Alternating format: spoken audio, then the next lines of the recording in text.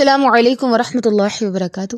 نحمدہ ونصلی علی رسولہ الکریم اما بعد فاعوذ باللہ من الشیطان الرجیم بسم اللہ الرحمن الرحیم لقد کان لکم فی رسول اللہ اسوۃ حسنہ۔ البتہ تحقیق تمہارے لیے نبی صلی اللہ علیہ وسلم کی زندگی بہترین نمونہ ہے۔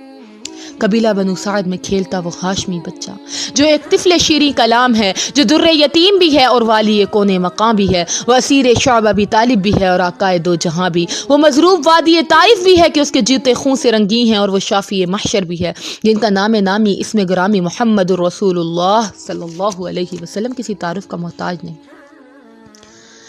ان کے پیکر و جمال کے بارے میں کیا کہوں کہ کوئی انہیں شمس الضحیٰ لکھے تو کوئی بدر الدجا لکھے، کوئی خیر الورا لکھے اور کوئی حبیب کبریا لکھے، لیکن پورے عالم میں کوئی ایک ایسا دعوے دار نہ مل سکے جو یہ کہہ سکے کہ میں نے سرور کونین کی شان بیان کرنے کا حق ادا کر دیا۔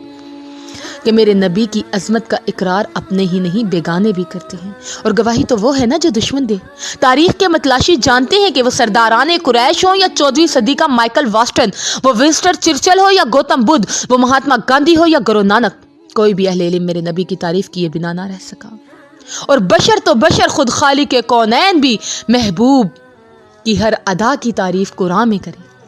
میرے نبی کون نبی، حسن و جمال کا پیکر نبی، ذہانت و فطانت کے کرینہ نبی، جو جود و سخا میں عدیم المثال تھے، بہادری دلیری مردانگی میں بے مثال تھے، سپہ سالار بھی ہیں وہ اور مجاہد اول بھی ہیں، افائے عہد میں بھی کوئی انسا نہیں، اور صاف گوئی اور سچائی کے پیکر بھی ہیں، صبر و قناعت اور برداشت کی ایک درسگاہ تھے۔ سرور کائنات کی شفقت و محبت کا عکس تو دیکھیں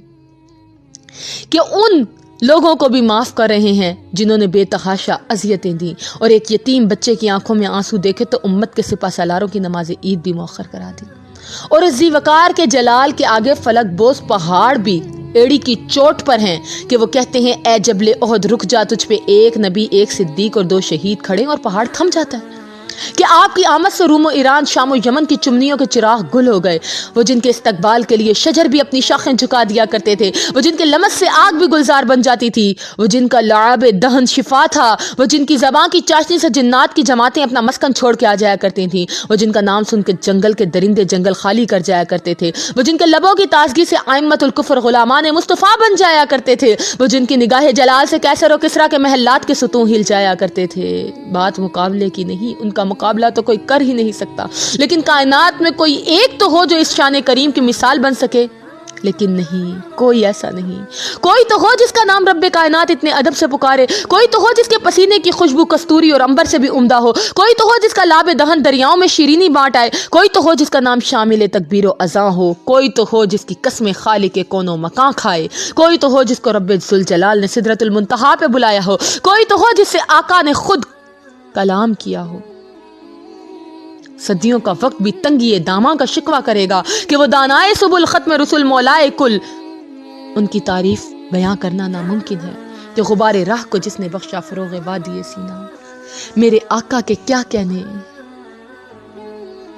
کہ دنیا میں کوئی ایسا جرنیل، کوئی ایسا فاتح نہیں جس کی مثال امام المجاہدین ہے، جو 10,000 کا لشکر لے کے مکہ پر حملہ آور ہوئے، اور قوت کا یہ عالم تھا کہ بغیر لڑے فتح پالی، اور فتح پانے کے بعد آقا کے سامنے مجرم قطار در قطار سزا کے امیدوار کھڑے ہیں، مگر زبان اقدس سے نکلنے والے الفاظ نے حرم کعبہ کی در و دیوار کو بھی ورطۂ حیرت میں ڈال دیا کہ ایک طرف چچا کا قاتل ہے، دوسری طرف سگی بیٹی کا قاتل ہے، جنگی مجرموں کا ہجوم کھڑا ہے، اور زبان سے پکار پکار کے کہہ رہے لا تثریب علیکم اليوم یغفر اللہ لکم۔